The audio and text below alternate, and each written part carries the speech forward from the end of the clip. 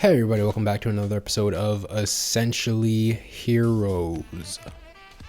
Good day, everyone. Good day. Salutations. Salutations, my good people. We're back with another anime review for that ass. Exactly. You know we had to get them. Yep. And today we will be covering Ranking of Kings, aka Ousama Ranking, aka the new hotness of 2022. AKA Boji supremacy. Pretty much. Is there like I haven't like gone too deep into the net fandom, but like on Twitter and Instagram, are they kind of going crazy for Boji? They are. He has a pretty strong army out here. We're out here strong. Okay. Just totally here for Boji. That's good. There are some people who I've seen some comments online where, there'd be some debates and they'd be like, Boji could totally kill this dude. And I'm like, you know what? I won't argue with it. You just see him post a freeze on it, be like, Boji could totally body him. It's like, you know what? I won't argue with it. Yeah, I mean, yeah, debatable. We could, but yeah. Debatable. But yeah, we'll get into all that. So, but yeah, before we jump into it, like, comment, subscribe, do all the beautiful YouTube things. All right. Don't forget to ring that to hit that bell button so you know when we always uploading. Yes sir. Okay. So yeah, getting into it. So this was another recommendation from you on my part. So that's how I got into it. And like I told you, you have a habit of recommending me these like sad ass, like make you cry animes. I don't know what that's about, but well, you know what? It's the same thing where I was on Crunchyroll and I'm like, you know what? Let me check this anime out. Wow, you just be watching randoms, bro. I do. That's a dangerous game. That's a dangerous game. It is a dangerous game, but when you find good anime like Ranking of Kings, it is a dangerous game worth playing. Yeah, and honestly, it's a shock that it hasn't been like super duper blowing up, like, because like first off, when you just watch the show, like the production value is immediately like whoa, yeah. Like how did I not hear about this before somebody told me? Like, because this is like a AAA show, honestly. No, seriously, it's such a unique style. I think this was Studio Wick. Was this Studio I Wick? think so. I think it was Studio I'm Wick. pretty sure. Who was that was a studio that did the first 3 seasons of Attack on Titan. Yeah. So definitely, actually, that I believe that studio was made to do Attack on Titan. But yeah, they're pretty big stuff. I mean, if I'm wrong, put the correct studio it was at and totally clown my ass. But I'm pretty sure Studio Wick. And they really do just an amazing job. Yeah. With the artwork, it's so unique. Yeah. It's so unique. I've never really seen an anime with this type of style before. So when I saw it, I was just like, but honestly, it grew on me. Yeah. It's honestly, it's so it's an interesting experience when you start it, because you don't know quite what to expect, because it has this like very sort of youthful like childlike art style that you would see, I guess, in like a more kid oriented show, but then it just gets like really dark in like the first 2 episodes. Oh yeah. It gets really and then dark. they're having all these like intense, like well animated fight scenes, and you're like, wait a second, like the lighting is like all dramatic and stuff, like it goes from like sunny day to like, like all dramatic now, and you're like, what am I watching right now? Exactly. It's such a trip. It's such a trip. All right, so Etienne, let's get into the story because I think that the artwork is already draws you, but it's the story that's gonna keep Yes. you in your Yes. seat. So basically, I guess for any not in the know, one, spoilers, so you've been warned, and two, Oh, spoilers! If you haven't watched it, pause everything and watch it right now. Just We'll wait for you to watch all 23 episodes. We'll be waiting right here for right you. here. Cut to 3 days later. All right, and we're back. And we're back.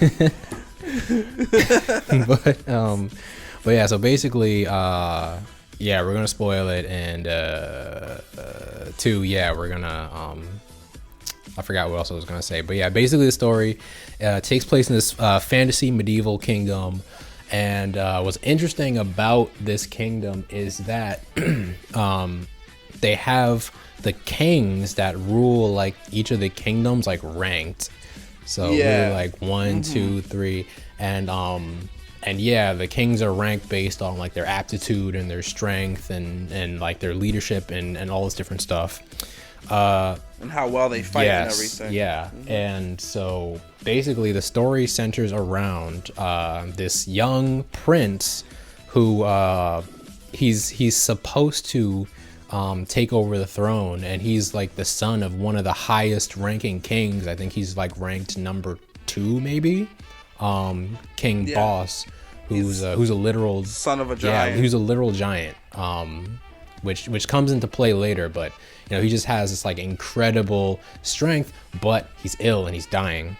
So the story kind of starts when the prince Boji is kind of in the process of starting to take over the throne, and then twists and turns happen, and his younger brother, who low-key looks like an older brother, but his younger brother is there's a conspiracy going on that lets him usurp and take the throne. The other thing about Boji is that he is deaf, and he does not speak, which you know, leads a lot of people to believe that he's not worthy of taking the throne. So he's fighting. Also, the other thing about him is that he has basically little to no body strength, like muscular strength, which is a reason for that. But he's like so weak that he can't even hold like a regular sword. And so that's another factor as to his sort of how people look at him in this kingdom as being unworthy.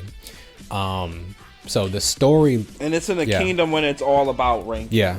So. Right. Yeah. And so they're like, oh, well, how are we going to have like he's not even going to like rank on the scale basically if we make him king. Yeah. And so the story largely focuses on Boji trying to overcome these obstacles that were placed in his way since birth, as you do in anime. And yeah, just unraveling this mystery that starts to take place in the kingdom, like following his father's death, the king's death, and you know what's happening with his brother, what's happening with the surrounding kingdoms, and yeah, it just turns into like a whole adventure / mystery from there, and it's really a wild ride. Yeah. And if there's anything I would say I love about this anime, I appreciate a good underdog story. Yeah. I'm always here to see a character really be on the come up. That's what attracted me to Naruto and all these other characters like Deku, just characters who have to really fight to prove something. Yeah. So off rip, I was just in love with Boji because of that, or Boji because of that. Big time. We also, I was gonna say, we also can't forget his homie Kage. Yeah. Is one of my favorite characters. Yo, Kage is such a mood, honestly. Such a mood, and his story is pretty dark. Yeah, it was his story when they introduced his character and his story.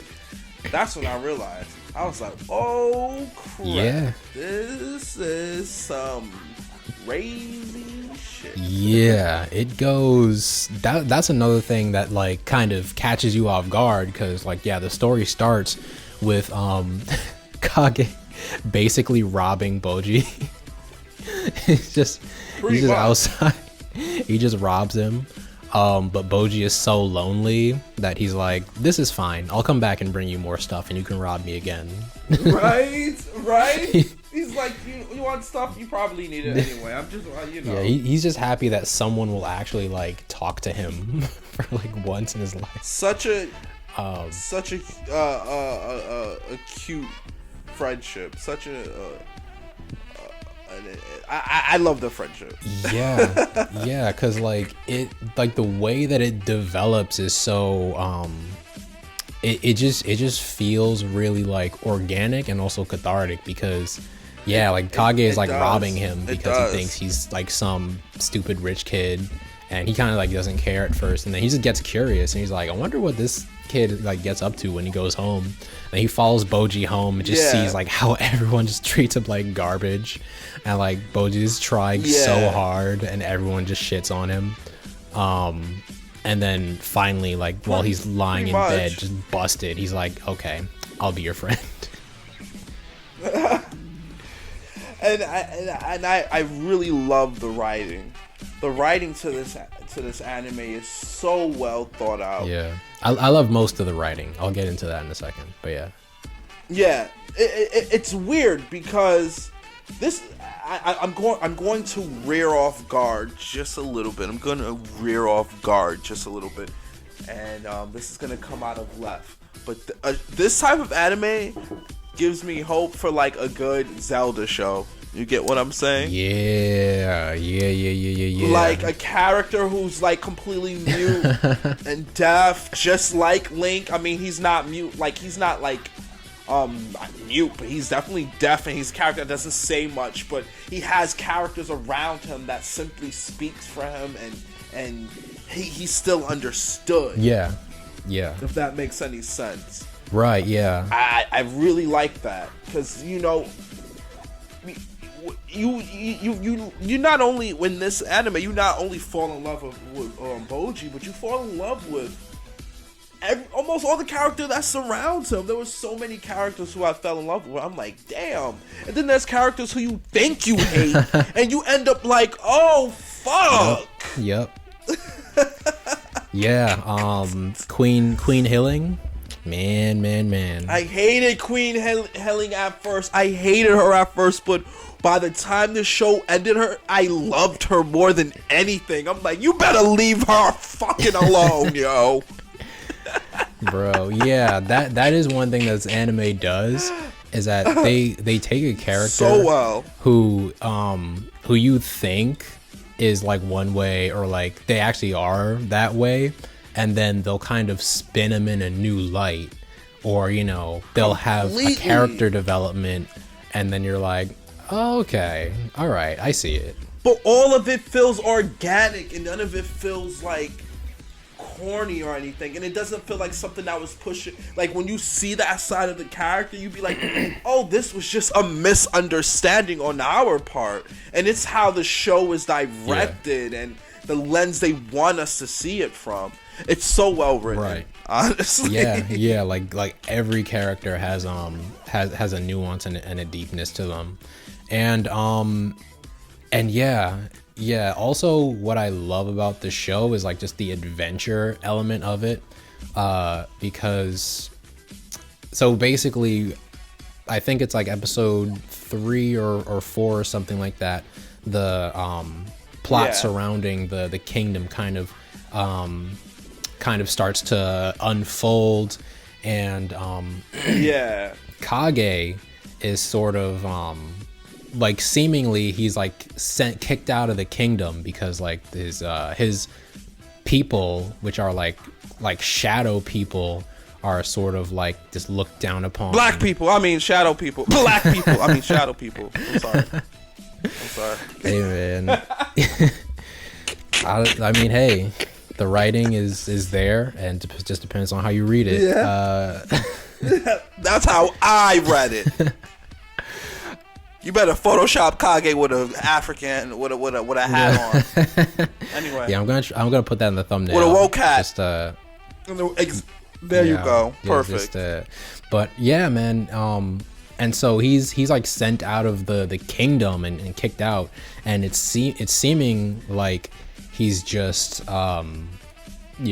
being exiled, but turns out that he's sort of being sent on a secret mission, which is like a huge surprise, like based on the character who was involved. Bebin, who's like another character who, like we just said, like he'll do a who you hate at first, complete 180, complete 180. Dude, Severus Snaped us, man. Like, like you thought he was bad, but he was good the whole time. He was the goodest guy the whole time. Seriously. But so yeah, basically Boji goes on an adventure to find Kage, and you just see the world start to lay out in front of him, and you're learning more and more, and like there's just so much happening. So yeah, that arc, so much, where they're like set out on their adventure is like just such a highlight in the series. No, seriously, and you realize that this is not gonna be just a simple, he needs to get stronger to reclaim his title as king again. It becomes more than that. Yeah, there's a lot of moving pieces in this show, and a lot. And yeah, it's really just a testament to the writing, with like how well a lot of that stuff was balanced out, because you have these different like opposing sides, or some that aren't necessarily opposing but aren't allies either, and you're sort of seeing them all like weave together, and like it's all just a mystery as to how everything is related. But I think that takes me to a negative, because I want to get to the negatives that I personally had for the series, and one of them was actually the getting stronger part.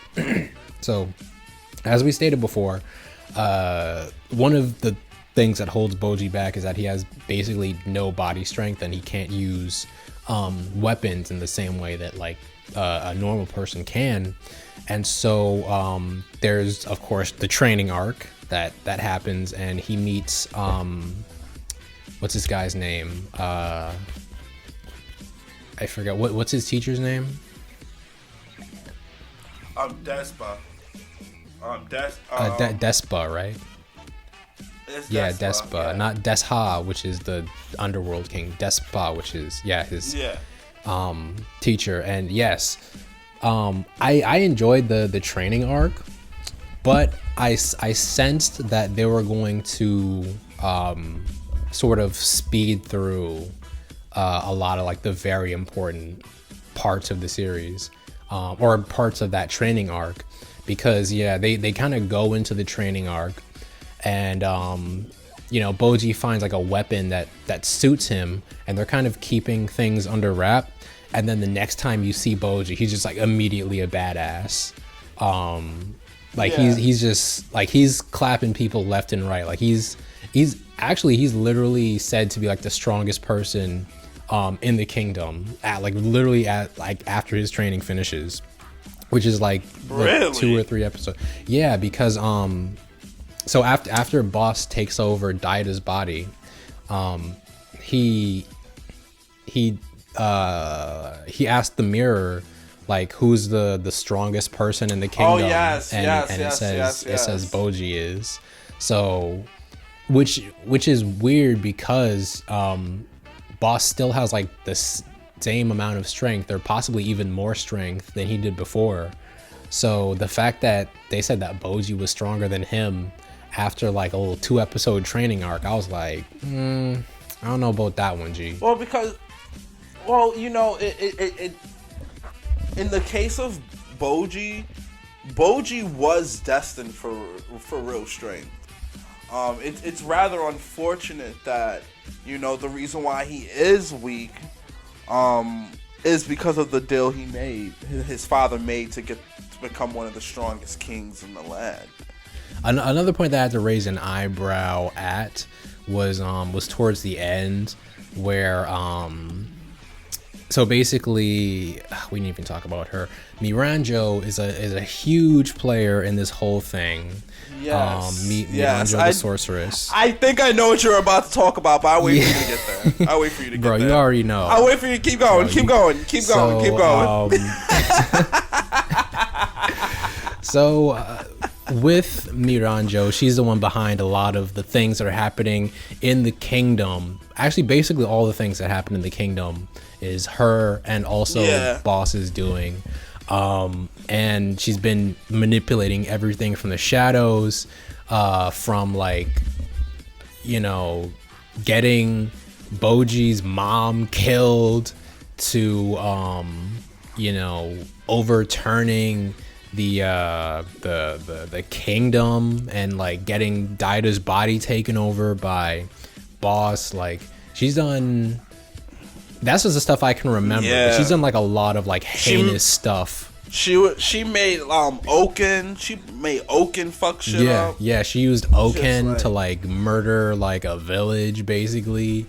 Who's like this his story immortal ass like knight basically. And Despa's brother. It's their younger brother. Yeah, Despa and Desha's brother. So yeah, she tried to get Hilling killed like a whole bunch of times. Like she's done some heinous stuff basically.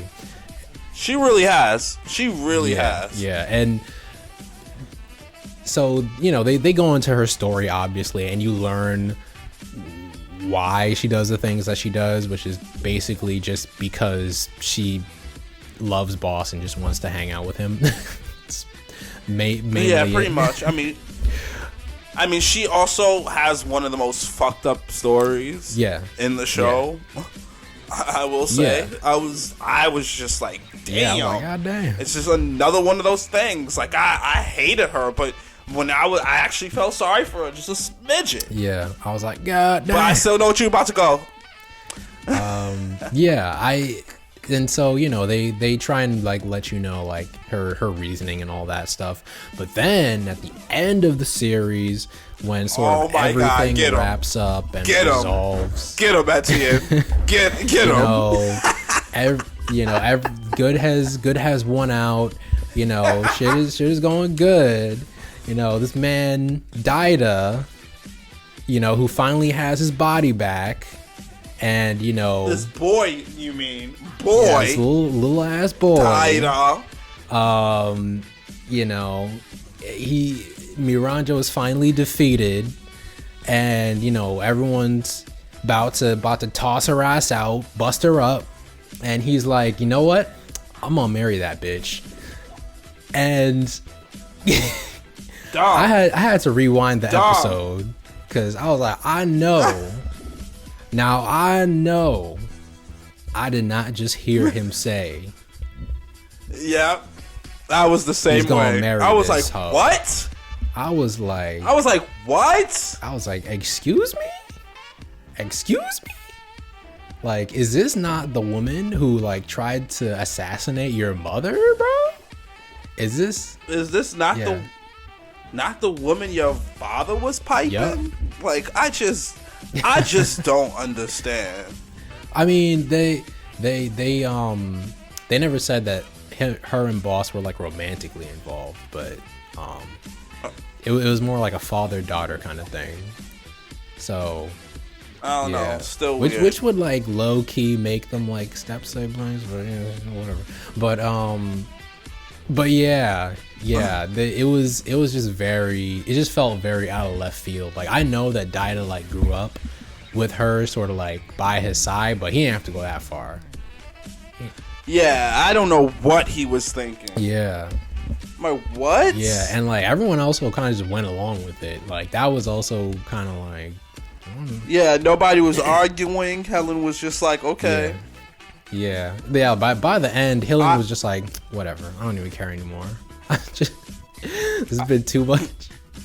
It's like you told, like, also because it's also one of those shows where like everybody has to live, everybody has to become a friend at the end.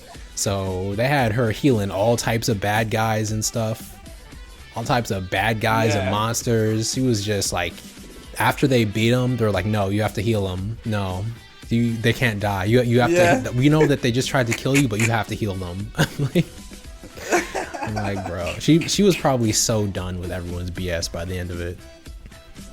Probably. She's like, I don't even care. Probably. You want to marry her? Go for it. I don't care, man. Yeah. They were really bugging out. Yeah, man. So yeah, that was another point in the writing where I'm like, nah, y'all doing too much. Agreed. And even aside from that, like even just the final battle between Boji and Boss felt very like rushed. Yeah. No, it didn't. Like I had no like because first off, I was trying to figure out what was happening because they had this whole thing where like Boji was doing some like Attack on Titan nonsense where he was like running up the castle walls and like fighting giant boss and like breaking his club and like I'm like, where is this coming from? What is this? What am I looking at? Yeah, like the fight would have been way more effective if he was just fighting like regular or I guess like Daida's body boss, you know. It would have been way more like intimate and sort of like, you know, you could see the mechanics of the fight sort of happen, but the ending kind of just like, he fighting? What he fought Boss for again? Why? Like basically just to I watched the show. It's been about 2 months, but yeah, he's what was it? Basically just trying to like stop his plan because after Oken was defeated, they were like, so now who's gonna rule? Because okay, gotcha. Okay, gotcha. You know, they were all about to like take on Boss, and then Boji's like, no, I got this. And they should have been like, no, we'll do it. Like you you literally cannot. Like you saw this you saw him just disrespect Oken like that. Like you cannot you saw him just smash him into paste and stick him in a rock. Like you cannot, bro. Stop it. Bro, that was my favorite scene. When Boss just disrespected Oken's existence, bro. Yeah, no, he really like did. He was just trying shit at that point. He's just like I'm gonna put you in a rock. Nah, I fucked with Boss though. I fucked with him. That was badass. I thought he was just about to yeet Oken into space. I was like you know, I thought he was gonna throw him in the, like, wrap him around a rock and throw him in a lake or something. Yeah. Cause that was wild. That was my favorite scene. But it was so funny. But yeah, so that was another thing that kind of just, you know, got me about the ending. So it felt like as a whole the series just sort of started to loosen up. Like that tight writing just started to loosen up towards the end. And by the end, it just felt very sort of like, it just felt like very sort of wishy-washy. Like it didn't really stick the landing. It wasn't really like super satisfying for me in terms of the ending. Yeah, no, I agree. The climax wasn't as much. And like I said, there are so many characters where, you know, it works to some extent where a character can be, you know, complexing and have many layers, but towards the end a lot of characters started to change up. Like, Boss, he turned out to be this father that really cared about Boji, and it was like, what is his true intentions? It was really like in the air. So it was just always perplexing that he ended up being the final fight. Lady Miranjo, she was always clearly docked to be the villain, but then, like I said, the complexities, and now she ends up being Daida's wife. So yeah, there was a lot of like change up. Yeah. And I say like some for the good, some for the like what for the weird. Yeah, like man's used a magic wish to save Miranjo instead of literally anything else. I was like, bro, what? But yeah, exactly. I was like, what? Why? What? Yeah. I was like, not shit. But yeah. What else happened at the? There was a lot of stuff that happened at the end. Freaking King Bo comes out of nowhere, frees Oken, and then just cuts his head off and tosses it in a lake, and is like, "Fuck you guys, I'm out of here." What else? I felt sorry for Oken too. Yeah. Boji becomes king, and then Kage just like weirdly decides that he doesn't want to hang around anymore and just dips. That felt a little random. Yeah. There was a lot that happened. Yeah. Oh, and finally, so turns out that Boji, he didn't end up getting number 1, and it is what it is. Desha ends up, getting the number 1 ranking. But we never really find out what that means, because they say that, when you're number 1, something amazing happens, but they never show that. So that was another thing that was just disappointing for me. I was weird when Boji became king again. I was like, oh, I guess there probably won't be a season 2. Yeah, because we went through so much effort to like get Boji there, and he's like, nah, I'm good. Yeah. I was like, I was rooting for you. I believed in you. We were all rooting for you. Exactly. I was so offended. Like, how dare you? But yeah. So that's pretty much everything I have to say about Ranking of Kings. Are we getting a season 2? You know what? I'm not too sure. We will share that news on our Instagram, or you will just edit it in there, like yes or no. Yeah. And also, I gotta also give a shout out to the openings for this anime. The openings for this anime were so good. Both the first opening and the second one, which I absolutely Yeah. Openings and the endings as well. Endings were great. I love. No, the endings were pretty good too. Yeah, I definitely listened to I think, was it the first ending or the second? I think it was the first ending. I listened to that one like a lot. So that's definitely one that puts you in the feels. Yeah. So yeah, that is Ranking of Kings. All right. Ranking of Kings. Yeah. Let us know what you guys think about it down comments below. Hit us up on Instagram, Twitter, Discord, whatever. Exactly, and let us know what you want us to review. Yeah. Or check out. Yeah, I'm trying to check out Spy Family next. That's on my list. Oh, I'm already on that, right? Man. Yeah, I already have it on the list. I already good. have it on the list, so we're gonna check that out. It's pretty good. It's pretty good. And then we also have Yashahime on the plate too, so keep an eye out for that. Oh yes, we do. We do have Yashahime on the plate as well. We got you. Yeah. Took a break, but we back on Yashahime. So we had to drag it.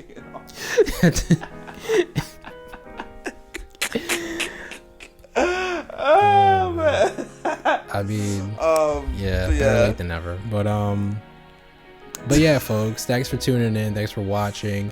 Have a great day or night. Take it sleazy. Peace. Peace.